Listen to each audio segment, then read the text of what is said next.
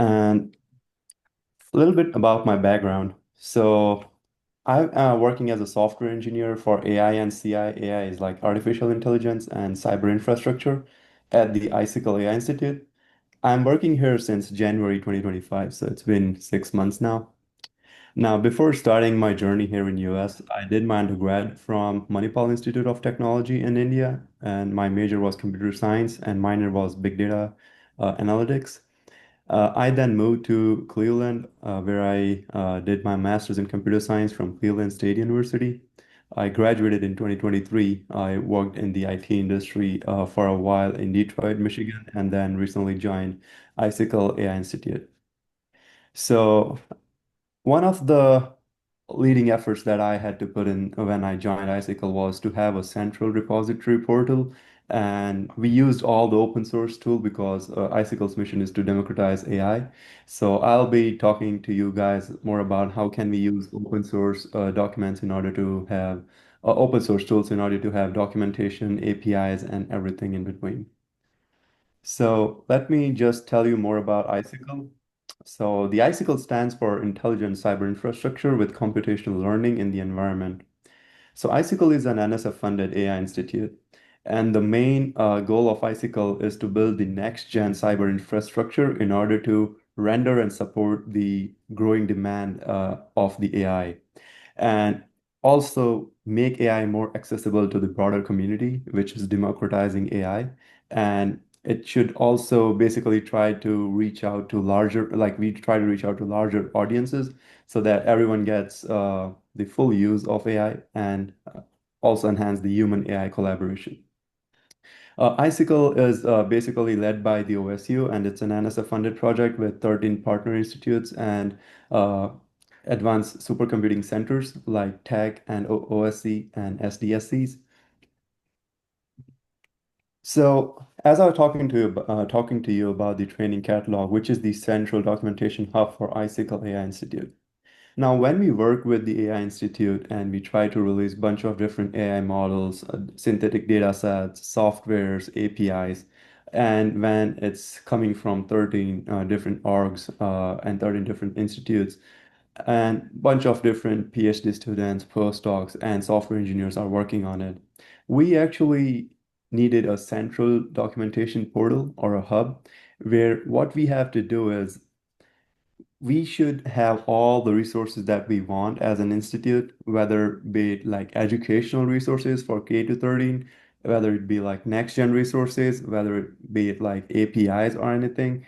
And since it's for the public and it is to democratize AI, it should, one of the main thing was to have it open source so anyone can use it. So you shouldn't be very much restrained about document hosting a documentation or maybe, how the things were working in the back. So it should all be open sourced, and that's what our main focus for was. And another part for the documentation was that since AI and a lot of software that we try to build are basically sometimes could be very complex in order to understand. So we basically follow the diataxis framework in order to organize documentation. We'll talk more about diataxis, what exactly the framework is, and how do we organize documentation to make it more user-friendly and break down the complex chunks into like smaller, understandable knowledge, I would say knowledge cards. Yep. So here's the overview of the training architecture. So training catalog basically is semi-automated, I would say. So the starting point is to have a README files.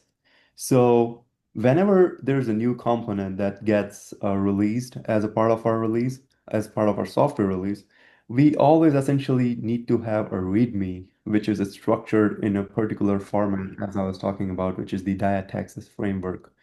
And the the reason why I said it's kind of semi-automated is when we have so many components coming in, there are sometimes human and manual intervention needed in order to restructure the README or maybe fix the broken part in order to, so that our Python parser works properly. But rest apart from that, like the rest of all, it's all automated pipeline. So once we have your README, it goes through a parser that basically classifies or categorizes your README data into four or three different segments, which is how to guide, explanation, and tutorial. Now, these are the structures of diataxis, and I will be talking more about why do we use diataxis framework in the subsequent slides, but it's essentially the structure of our documentation. Now, we use GitHub Actions in order to deploy our website. So essentially, the hosted website, which is the icicleai.github.io, as you may see, it's Icicle AI is an organ on GitHub, so we are hosting everything on GitHub pages so that everything is open source. We use GitHub Actions extensively in order to deploy it. Now, when we have our website up and ready, and when we also have our components that people are viewing, there's another problem or another thing that we want to like monitor is like, are people or audience actually going there and reading it? Or is there any traffic there? And how do we do that? Now, there can be like different tools that people use. For example, some may just suggest why not use Google Analytics, but we are essentially focused more on the privacy preserving part. So we use Umami Analytics, which helps us in order to get the essential data that we need, which is what were the URLs which were most hit, what were the user accounts, like what were the user accounts that actually hit our websites, was there any delay in the responses, and other website statistics like that. And essentially, this is really important to us because we don't want to track any of the users' private data, like their IPs or where they're coming from, or any of the other cookies or anything like that. So essentially, in order to have a privacy preserving as one of the important aspects for us, we use Umami pods. And since I mentioned we have our uh, supporting institutes like TAG and OSC. So we use TAPIS pods, which are available on the Texas Advanced Computing Center's cloud infrastructure. We use Docker as a software in order to containerize our PostgreSQL database and also the Umami container. We also use the images like standard images, which are already registered in their Docker repository. And we use this and deploy on the pod so that we can do constant monitoring of, or maybe let's just say we try to make our website more smooth and make interface better by analyzing the user behavior and different sources from where the target audience are coming from. And when I say different sources, it's the browsers and also the devices. So that we can make the interface more smooth and also more user friendly. Moving ahead. Let's talk about the Docusaurus. So our entire training catalog website is made up on Docusaurus. So Docusaurus is an open source documentation site generated by Meta, formerly known as Facebook. And it is really a good open source tool in order to host all the documentation. And one of the most important thing that I really liked about Docusaurus is like you can always use your open API specific API JSON structure and just let Docusaurus do its thing. And it will generate all the Swagger UI type API endpoints. So essentially, you can see the code or the endpoints in different languages, and you can also understand, what are the required parameters and what are the different API constraints in there. So that is really a really amazing part of Docusaurus. And not only that, it also basically structures your document folder into different cards on the UI so that whenever you essentially try to classify or categorize your documentation into different, I would say, files, when you try to log on to the UI of Docusource, it gives you a really good card view where you don't feel confused and it's like very good user interface and it's easy for the navigation. Why did we use Docusaurus? We essentially wanted something like Docusaurus because we wanted to put out our API documentation. We wanted to have like external resources links. We also wanted to have a landing page. We also wanted minimal, I would say, manual efforts and more configuration efforts. So that once we configure everything, everything should get auto deployed, and then there should be not a lot of manual intervention in order to constantly push the code or push the changes because our documentation, as I was mentioning, comes from 13 different sources, and a lot of people are always working on some component or the other. So essentially, I wanted to have like minimal traction and more smooth deployment. So DocuSource offers all of that. And right now, our documentation is all markdown first. So essentially, in the AI generation, when most of the AI files are consuming markdowns and also producing markdowns, I think DocuSource approach of having markdown files basically makes it AI friendly, I would say. So, for example, if you want to like get a documentation ingest into an AI and do your Q&A, you can essentially just take the link and give it to the AI, and it's very smooth for AI in order to understand the markdown files. So essentially, you'll get the better information. It's also developer friendly and ha offers a lot of different plugins, and also it's React based. So it has a really good support on different plugins and different user-friendly components that you can integrate in order to make it, I would say, more user-friendly and have better user experiences. So you can always customize it. You can always deploy your own instance and build around it. So it's easy to handle all the documentation and technical blogs and other project websites into all in one place. So that's why our DocuSource was our go-to approach. We use Python as our parsing language. As I was mentioning earlier in our architecture diagram, Python is the first, I would say, point of entry in our workflow. And we use Python heavily in order to do the parsing part. We have a structure where we follow a particular structure of our README file and also follow the data access framework in order to categorize our one README file into different readable components so that it becomes more user friendly. And essentially, that helps us converting one README Markdown file into a bunch of different Markdown files so that we can support it and then deploy it on the DocuSource website. Yeah, let's get to the data access part, which is one of the most important aspect and one of the most important part in our documentation. So diataxis framework essentially divides documentation, not only documentation, like technical documentation, into four user-centric categories. So those four categories are tutorials, how-to guides, explanations, and references. Now, you would be wondering how are these different? So essentially what happens is the tutorials is something where it's a tutor guided experience or learning experience that you try to share. So let's just say there is a software component where you may be understanding about it, but you maybe want to learn something about it, how that has been done, and you need a little bit of tutor guidance. So anything, any documentation or any text that belongs to that category where someone is guiding with those steps in order to achieve something that gets classified under the tutorial category. Now you would be wondering then, how about how-to guides? How-to guides are essentially for the users to do. So it's more user dependent. So essentially, what happens is when as a user you try to set up an ecosystem, an environment, you are doing everything on your own. Sometimes you may encounter some problem that you have to probably solve, look up online, or do some of your own research. So it's more user critical thinking. So anything that a user learns by doing, that gets categorized into the how-to guides.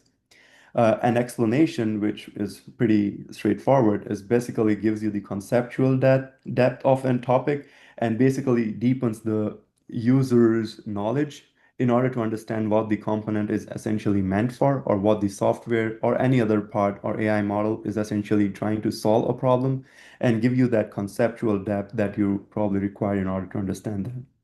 And coming down all the way to references, the references basically gives you the basically the information and the factual details where what exactly like was referred to and what the other sources were referred from, and anything that essentially basically gives you more information goes in the references section. Now, clarifying all these four user-centric types basically promotes more, clarity and discoverability in the user. So, as a part of our documentation portal, what we suggest all of our component software developers or component developers and their owners is that they should document their readmes or their files in one of those four categories. And if you cannot document your software, your model, or your maybe data set into either of those four categories, that then it means there is some lack of information. And since Icicle AI's most like important motive is to democratize AI, and we promote that you classify it in either of those categories to let the end user understand it. And we also tag these information in the level of what categories or what of the, I would say, what level it belongs to. So if it is like something for K to 13, or it is for professional development, or if it's like if it's an API, so we know that we are targeting right documentation to a right set of user and providing the right information to them.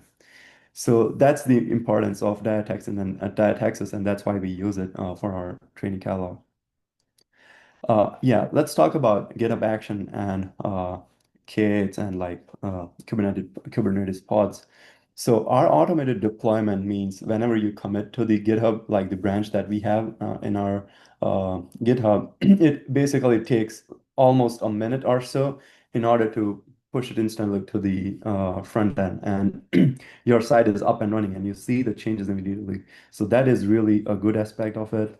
What the other part is, it basically makes sure like whenever there is a new release out there, the components or the website stays up to date with minimal human loop in the or minimal human intervention or manual intervention.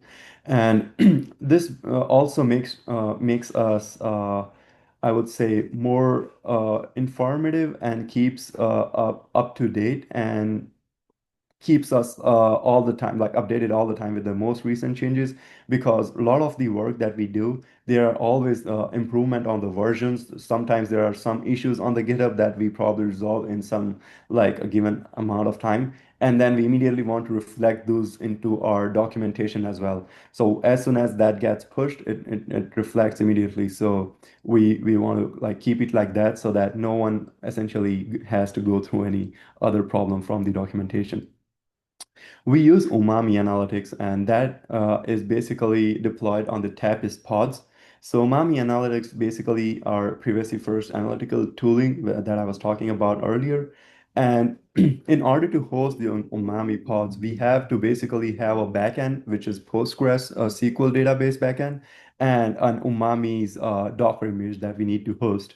And also we have to connect the Postgres with the Umami so that all the analytic information that we are trying to get is essentially stored in our DB so that we can use it on our dashboard to analyze it and monitor our any up downs of our server or anything. So we use Tapest pod in order to containerize it and securely deploy on the pods and also make sure it's all scalable. And Basically everything is open source, so anyone can use these Umami Analytics or PostgreSQL's repositories or their Docker images to run up or spin up their own instances. So feel free to use. I would suggest if you are previously first analytical person, or you want a tool which is more you care more about your website analytics rather than users' data, you can essentially go try Umami pods, or I mean Umami Analytics, and run it on your pods or Docker container. So yeah, before moving to Q&A session, let me just take you to the website and show how the training catalog looks like.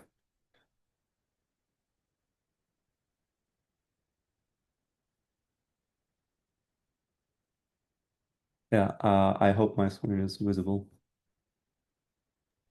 Yeah, we could see it. Yeah, so this essentially is the website. This is the live website where we have all our documentations.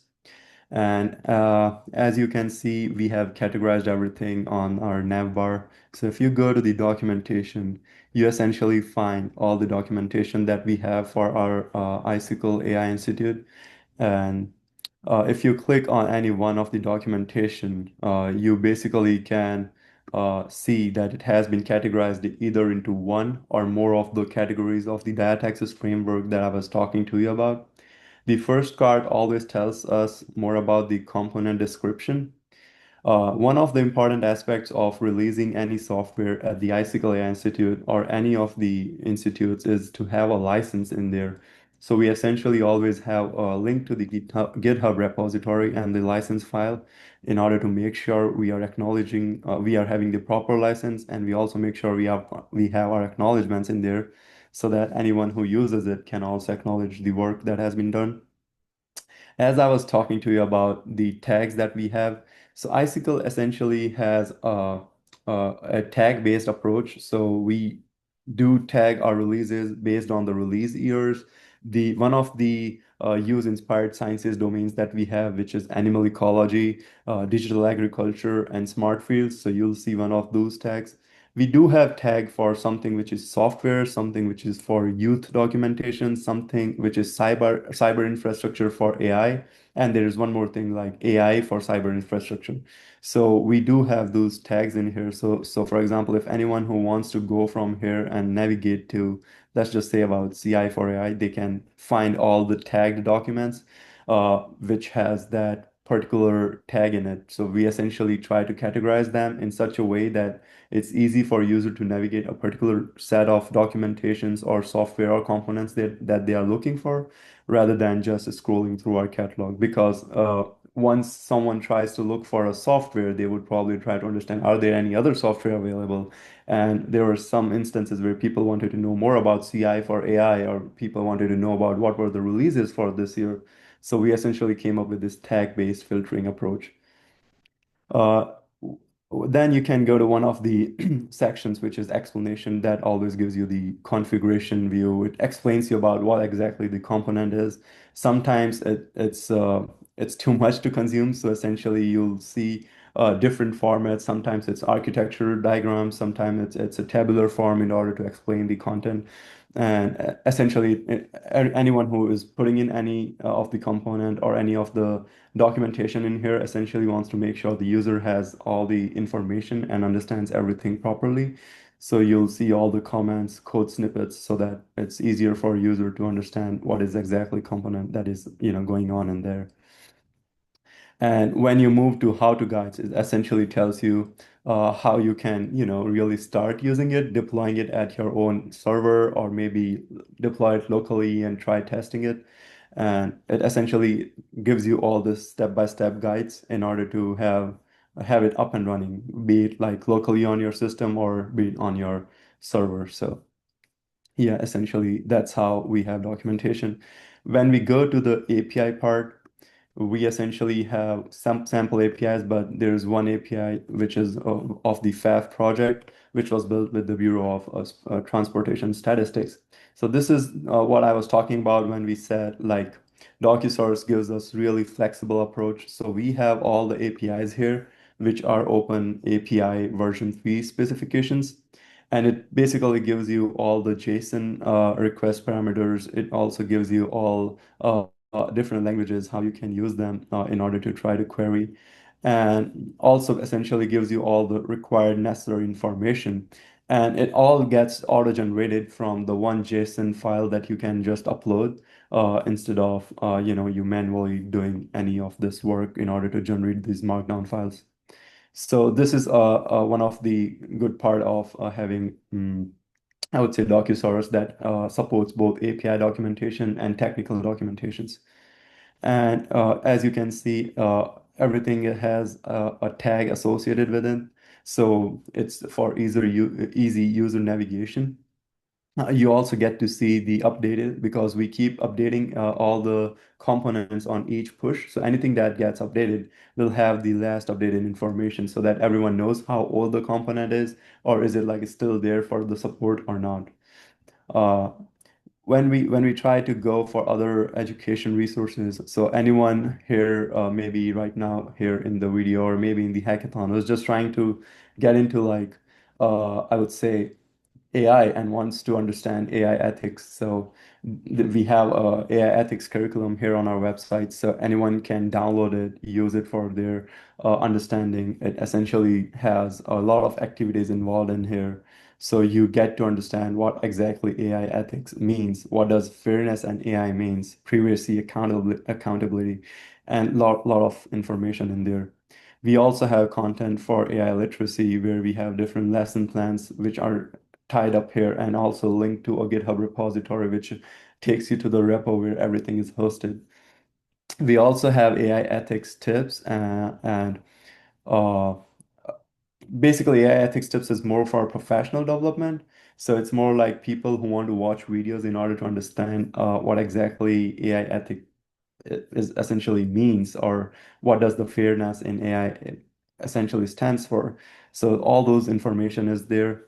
Anyone who wants to use training catalog and understand how we build it, and the basically the article where I try to explain how the training catalog can be built for any org, any institute, and anyone who wants to like build it for even their university project in order to host any of their maybe content or any APIs or anything, they can essentially follow this documentation, or this guide basically tells you how things were deployed and how things were made. So this is essentially out here for anyone to use. We have linked to all our other resources, which is how to deploy things on Tag Cloud. Tag provides a good TAPIS APIs, which is Tag APIs, which is Python SDK, where you can just use it, use the different Python SDK and different modules in order to just deploy things onto the pods and make your Docker file, or maybe make your software scalable, like just with your some of the Python coding skills. We have other previous like past releases here, which are linked here. So anyone who wants to use that can also go from here. We also do have different tags. So you can see we have all the tags. So if you come to the tag page and you want to maybe filter out documentation based on the tag, you can probably click on one of the one of the tags, and then you can just start, browsing through the catalog from there. Uh, the next thing that I wanted to show is the analytic dashboard that shows up our analytics. So this is what the Umami pods helps us in seeing the data from. Let me just see. I guess we started this in May. So yeah, so we have data from May. So like since May, we can see there's been like 2.56K views to our websites. We get to see the average visit duration. We also get to see some of the bounce rate, visitors, and stuff like that. And it helps us in order to constantly improve the website and improve the response times of some of the content that we are serving. We essentially just want the information, like what were the pages that were hit the most. We don't really collect any user data because we just wanted to optimize it for the different devices, different browsers, and different operating systems, of course. We also get to see where our audience was, coming from. So what are the top sources that we are driving our, I would say, is basically driving our training catalog, or where's the sources that people are getting to know more about the training catalog, so that we can maybe publicize more over there, or maybe we get to know like, you know, someone from that reason, like that source essentially found it interesting or something like that. So yeah, essentially this is the entire working of the training catalog. And this is how anyone who wants to spin up can use a docu-source, and everything is open source. So there's nothing that you have to essentially build anything from scratch. It's just you have to configure things in order to let them communicate in terms of like backend and the front end, and then deploy it using the GitHub pages. So it's on the go. So it's very easy and configurable and easily doable. Yep. So now let me go back and yep, open the Q&A session. Well, thank you so much for listening to my talk, and then I would yeah, love to know if you have any questions, any doubts or anything.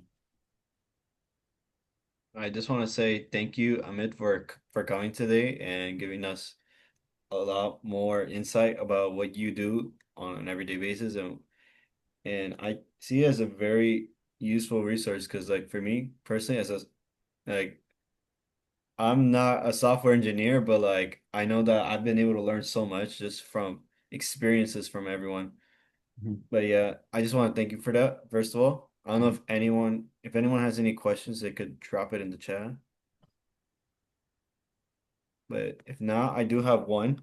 So, so I know that one of the things that you prioritize for your website is developer experience and like balancing like their engagement. So how do you balance developer experience and user experience when designing documentation with the open source tools?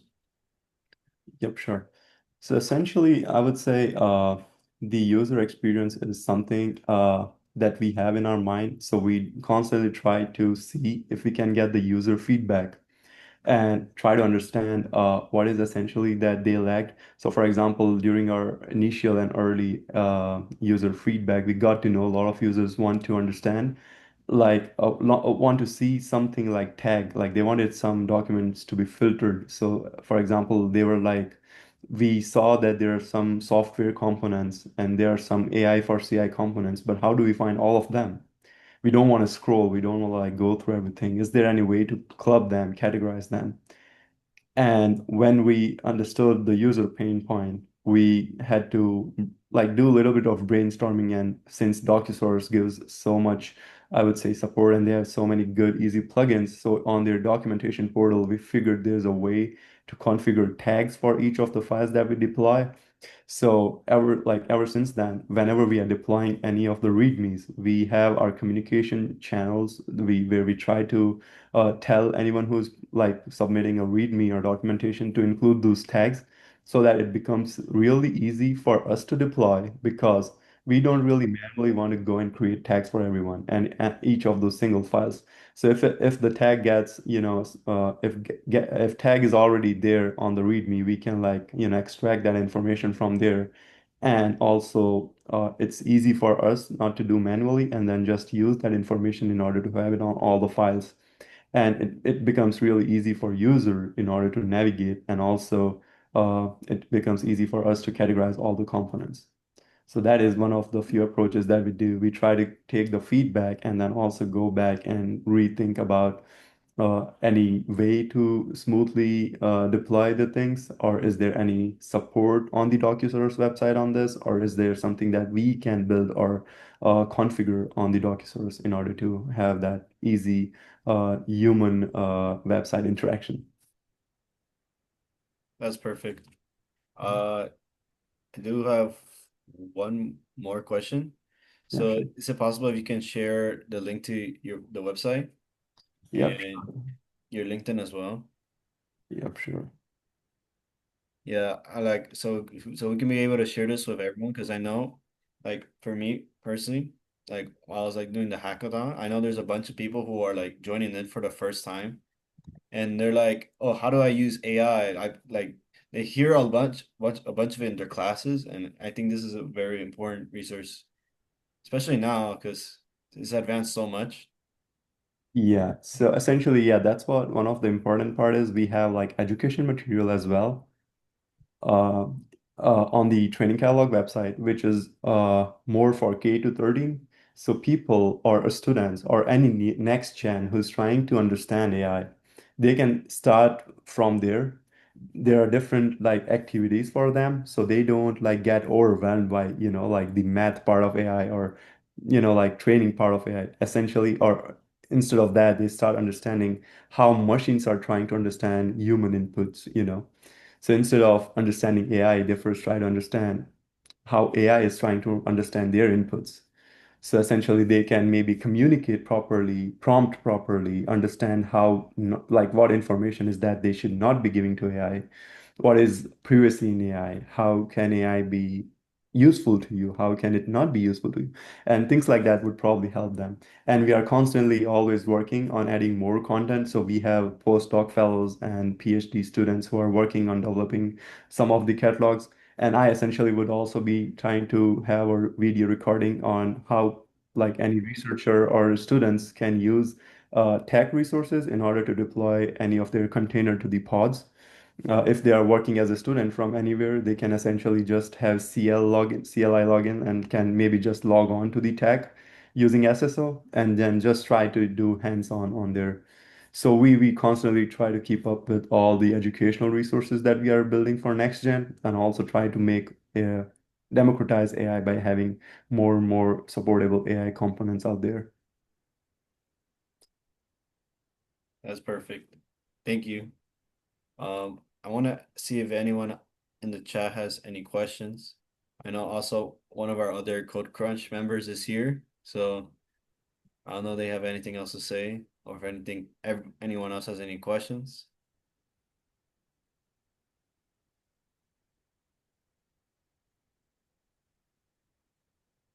If no one has anything else, I guess that's pretty much it.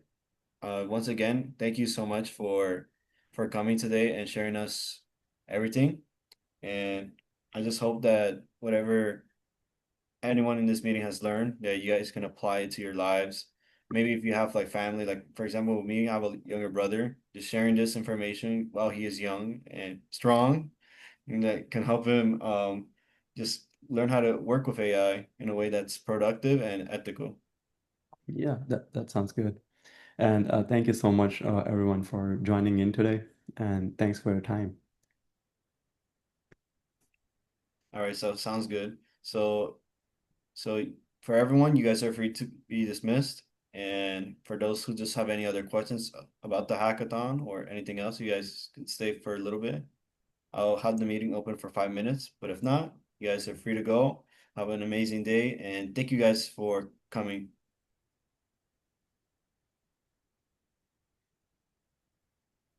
All right. Thank you, guys. Have a good one. Bye-bye. Bye.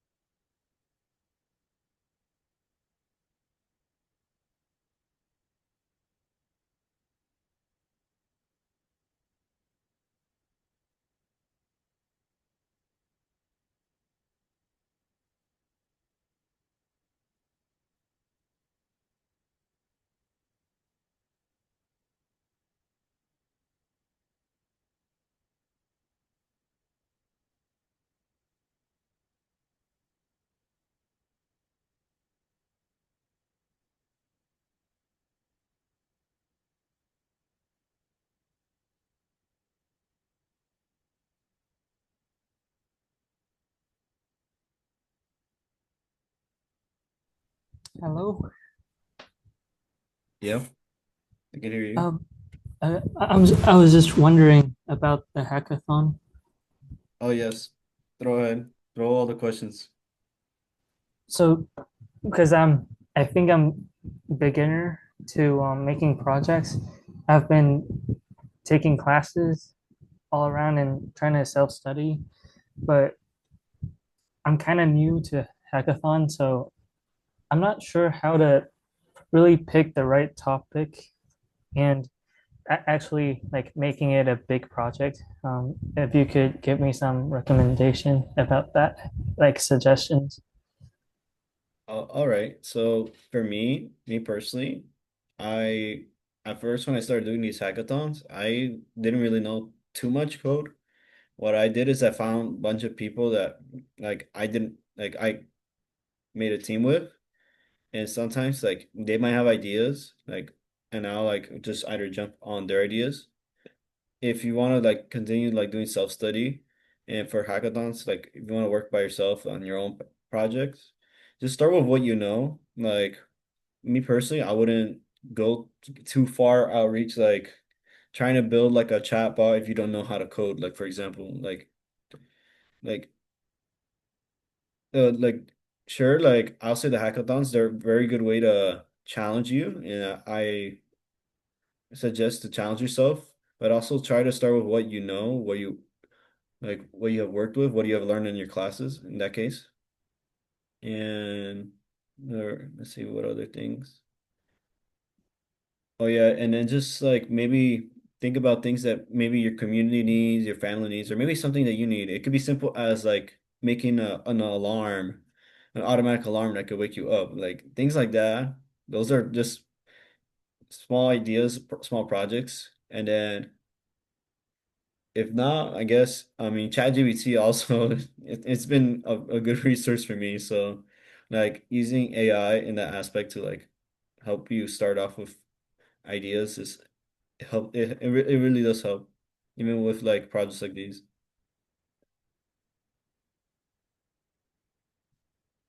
I don't know if that answered your question.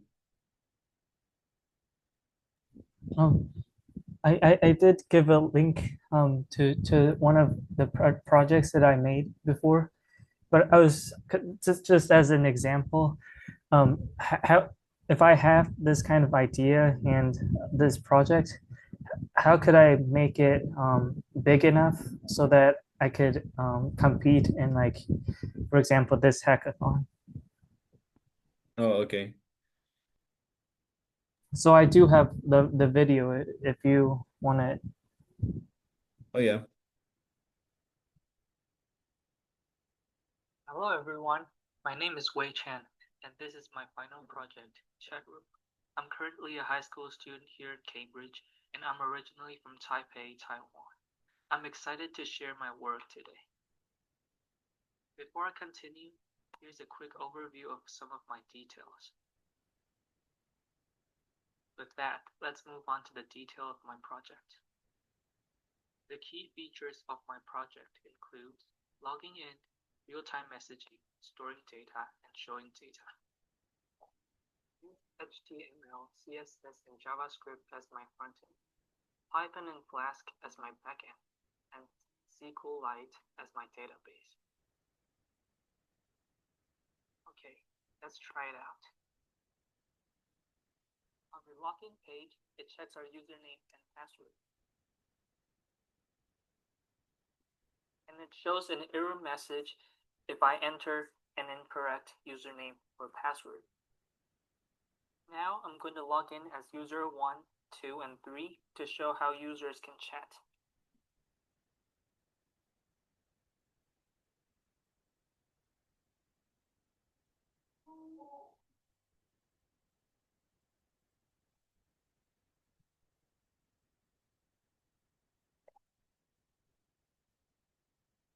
All right. And here, user 1 can say,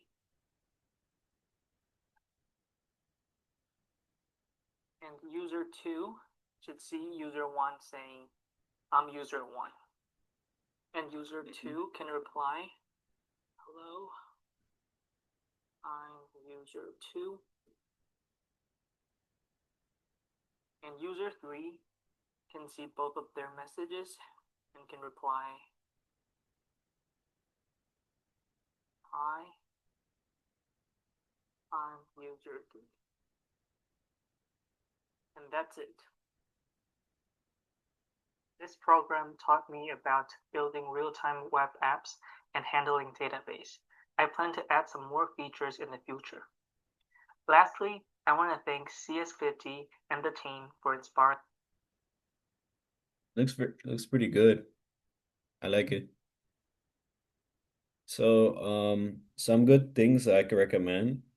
Maybe looking at other chat rooms like similar to yours, like maybe on like popular websites or like popular apps like that use them, and try to get inspiration from them, like see what they do, like maybe on the formatting.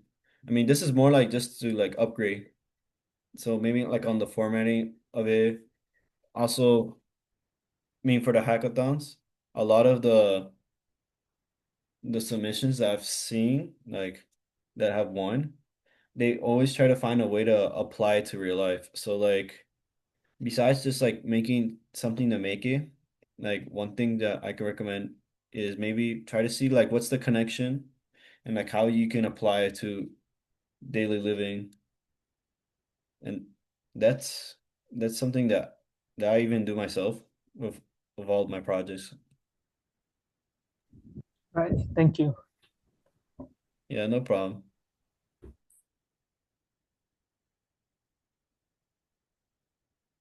And then let me see. Let me just double check if there's anything else.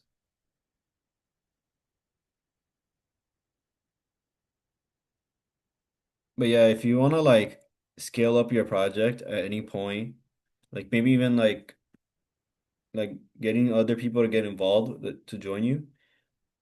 I one thing I could suggest could be just promoting it, like either through your socials, through LinkedIn, and like like how you did it with your YouTube channel. Like it's a good way. Just you could be doing things like just make like a small post, be like, "Hey, I'm using this chat room, and this is what it does. Click here to join it." And so like things like that, they get people very interested, and then people will start reaching out. Right. I see. Thank you. Thank you for your suggestions. Yeah, no problem.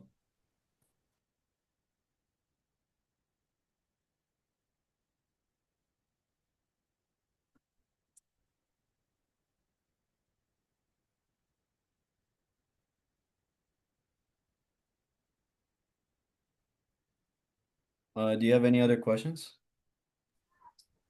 Well, no, I think I should just try out more of my ideas and really like making it in proc like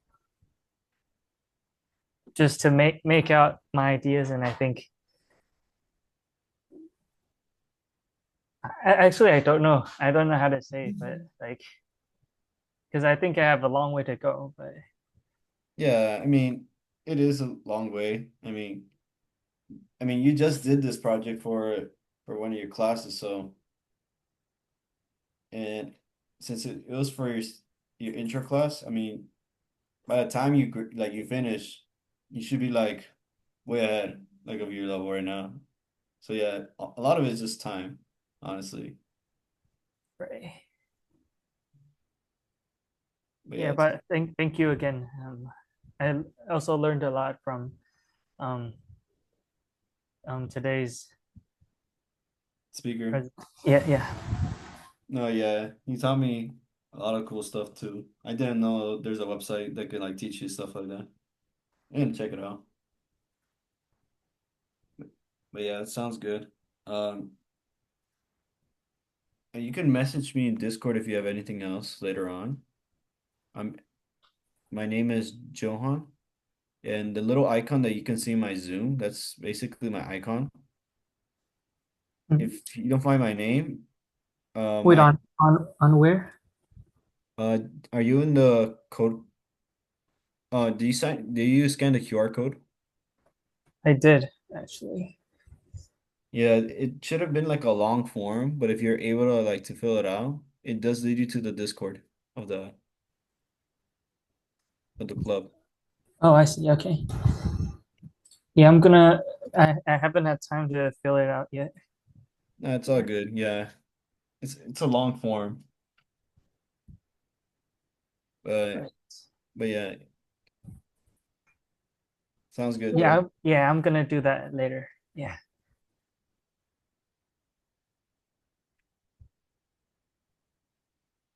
Actually, let's see,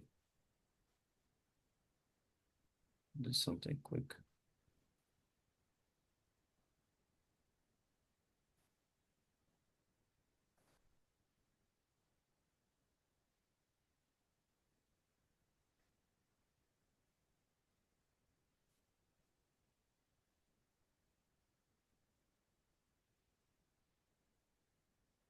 What's your Discord name? Can I do Um, friend quick? oh, I'm just gonna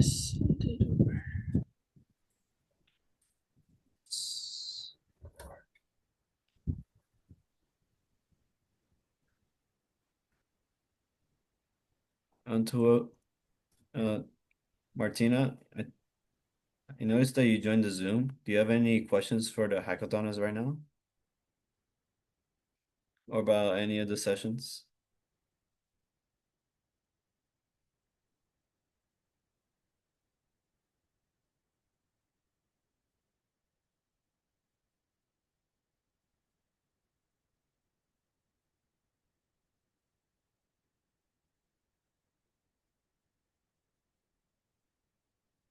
Oh, perfect.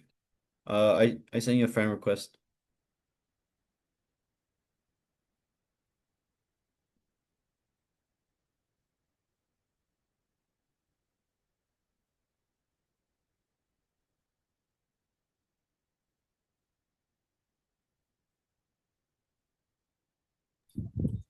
Um, so what are you called again? My name is Johan,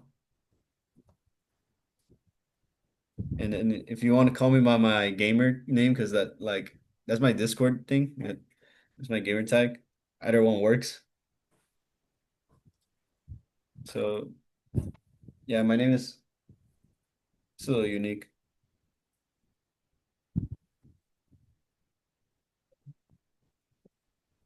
Oh, okay, that's you. Okay, I see. Yeah, yeah.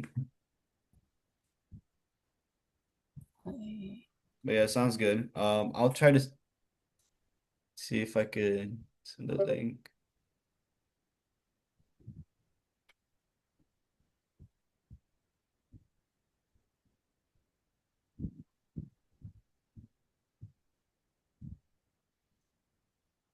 I mean, it doesn't let me send it right now, but I could let everyone else know so you can join in.